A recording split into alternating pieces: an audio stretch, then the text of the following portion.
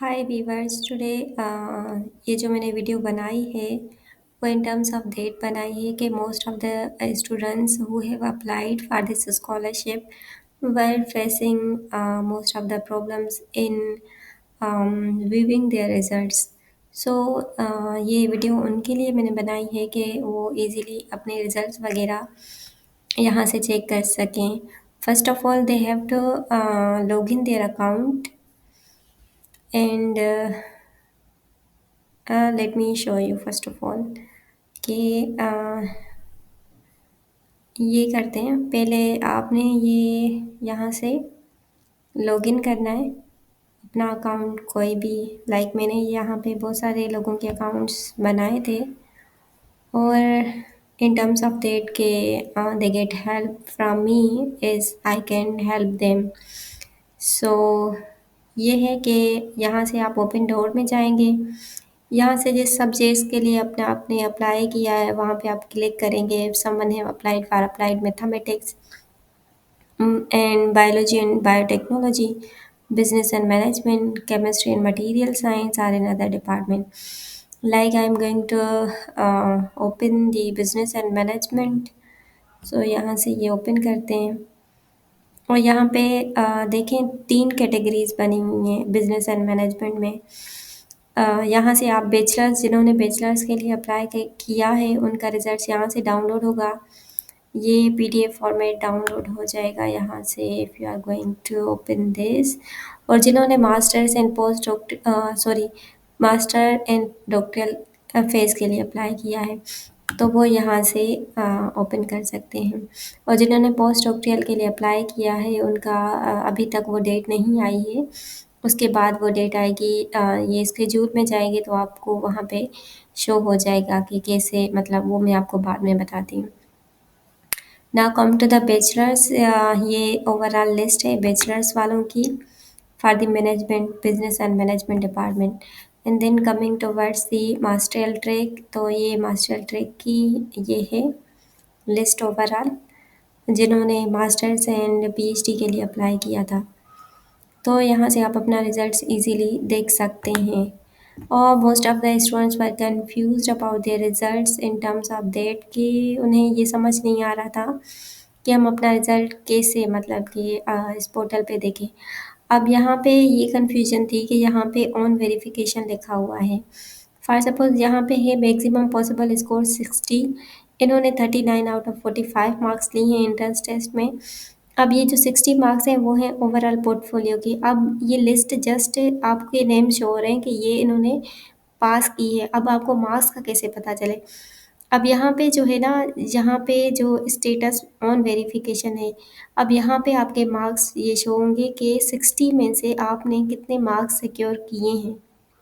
Okay, then you will come to know about your status of the results कि आपकी first stage में कितने marks आए हैं. For suppose when I applied in the last year 2023 में, तो यहाँ पे ये था कि ओवरऑल पोर्टफोलियो के मार्क्स शो होते थे. अब इन्होंने ये वेबसाइट अपडेट की है तो उसके बेसिस पे अगर हम देखें तो यहाँ पे पहले 100 था, 100 में से मेरे आए थे 90 मार्क्स. सो उसके बेसिस पे जो है ना ओवरऑल स्टेटस शो हुआ था. बट यहाँ पे जो आपकी फर्स्ट स्टेज है यहाँ पे like in terms of your portfolio, like education, motivation letter हो गया, अचीवमेंट हो गई, आपकी इंट्रेंस टेस्ट हो गई, इन सब को मिला के अगर मैं फॉर सपोज़ यहाँ पे जाके क्लिक करती हूँ तो यहाँ पे ये मार्क्स शो पहले वाला था वहाँ पे ये शो होते थे कि आपने 20 में से कितने सिक्योर किए हैं मार्क्स. अब यहाँ पे ये है कि इन्होंने जो अपडेट किया है सिस्टम को तो आपके मार्क्स जो है ना ओवरऑल शो होंगे यहाँ पे आपके अकाउंट में लाइक योर पोर्टफोलियो. ठीक है, यहाँ पे ऑन वेरिफिकेशन है तो यहाँ पे ये मार्क्स आएंगे आपके और आपको पता चल जाएगा कि मैंने फर्स्ट स्टेज में कितने मार्क्स सिक्योर किए हैं. And then come to your second stage जो आपका होगा. आई थिंक सेकेंड स्टेज जो होगा वो वीडियो बेस्ड टेस्ट होगी जिसमें आपका कैमरा ऑन होगा तो आप उस कैमरा के बेसिस पे वो टेस्ट अटेम्प्ट करेंगे. तो आप इधर उधर मतलब न्यू टैब्स वगैरह ओपन नहीं कर सकते. Just you have to keep open your single window जहाँ पे आप जो है ना अपना वो टेस्ट आप देंगे. ठीक है, तो इनका वेब कैम ऑन होता है तो चीटिंग वगैरह अलाउ नहीं होती, तो उसके बेसिस पे आपने मैनेज करना है कि कैसे आपने टेस्ट देनी है। अब यहाँ पे ये स्केड्यूल आ रहा है कि schedule for bachelor master and doctoral track. अब यहाँ पे है अनाउंसमेंट हो गई 2 दिसंबर पे, फर्स्ट स्टेज रिजल्ट्स आ गए आप लोगों के। मार्क्स का नहीं पता, क्योंकि मार्क्स आपके 1-2 दिन के बाद जो है ना वो अपलोड हो जाएंगे कि आपने कितने मार्क्स सिक्योर किए हैं। ठीक है, उसके बाद आता है आपका सेकेंड स्टेज, जो चलेगा 5 से 10 दिसंबर 2024 तक। इसकी जो है ना, इसमें ये टेस्ट होगा आपका ऑनलाइन कैमरा के बेसिस पे, और इसके आपके मार्क्स आएंगे। अगर किसी बंदे ने फर्स्ट स्टेज में जो ये रिज़ल्ट आपका पोर्टफोलियो में आया है, इसने ज़्यादा मार्क्स सिक्योर किए हैं, तो सेकेंड स्टेज में उसने कम मार्क्स किए हैं तो वो मतलब पास हो जाएगा। फॉर सपोज़ अगर किसी ने फर्स्ट स्टेज में कम लिए हैं, सेकेंड में, तो वो भी हो जाएगा। अब ये होता है कि फर्स्ट एंड सेकेंड स्टेज को मिला के ये एवरेज निकालते हैं, और एवरेज के बेसिस पे इनका ग्रेडिंग क्राइटेरिया होता है। ठीक है, फिर ये ग्रेडिंग क्राइटेरिया होगा इनका 6 दिसंबर से 9 जनवरी तक आपका रिज़ल्ट आ जाएगा। एंड देन उसकी अनाउंसमेंट होगी सेकेंड स्टेज रिजल्ट्स की, और उसके बाद जो है ना अपील प्रोसेस स्टार्ट होता है जिसमें ये एवरेज निकालते हैं। And then comes the announcement of the winners of the master bachelors and masters track. ठीक है, और ये है आपका थर्ड स्टेज। अब ये यहाँ पे जो जिन्होंने मास्टर्स के लिए अप्लाई किया है, जिन्होंने बैचलर्स के लिए अप्लाई किया है, उनका यहाँ तक रिजल्ट आ जाएगा।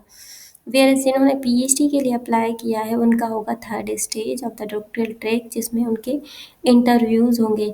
अब ये है कि डॉक्टरल ट्रैक में ये होता है कि उनकी पूरी स्टेज को वो क्या करेंगे, ओवरऑल वो व्यू करेंगे जो सुपरवाइज़र्स होते हैं। अब सुपरवाइज़र्स वहाँ पे लिखेंगे रेडी टू इंटरव्यू और नॉट रेडी टू इंटरव्यू। उसके बेसिस पे जो है ना ओवरऑल उनका इंटरव्यूज़ होंगे। मतलब ये होता है कि कोई ना कोई सुपरवाइज़ करने के लिए रेडी हो जाता है। फिर उसके 3 इंटरव्यूज़ कंडक्ट होंगे। अगर फॉर सपोज़ 2 सुपरवाइज़र आ रहे हैं तो उसमें से एक बेस्ट चूज़ करेंगे। अगर एक ही सुपरवाइज़ कर रहा है तो आपको वही सुपरवाइज़र मिलेगा। ठीक है, और उसके बाद होगा आपका announcement result of the doctoral track. फिर उसके बाद जो डॉक्टरल जो होंगे, जो जिन्होंने पीएचडी के लिए अप्लाई किया होगा, उनका सिलेक्शन हो जाएगा। We will come into the next video, meet in the next video in terms of the, uh, we can say, um, I will share you some of the tips in terms of the second stage test, so that you can clear it in very well manner way and get the scholarship. And also in the second or third video, I will let you know about how much benefits they are paying in this scholarship, because most of the students that are applying for this scholarship, it is very difficult for them to know which kind of benefits they are covering in this scholarship, because बहुत सारे student जो है ना, they are coming from rural areas and they don't have income or anything else to support them. That's why I'm going to cover it. It's more important for them to know about the benefits of this scholarship. So I will share it to you, inshallah, very soon, in second or third video.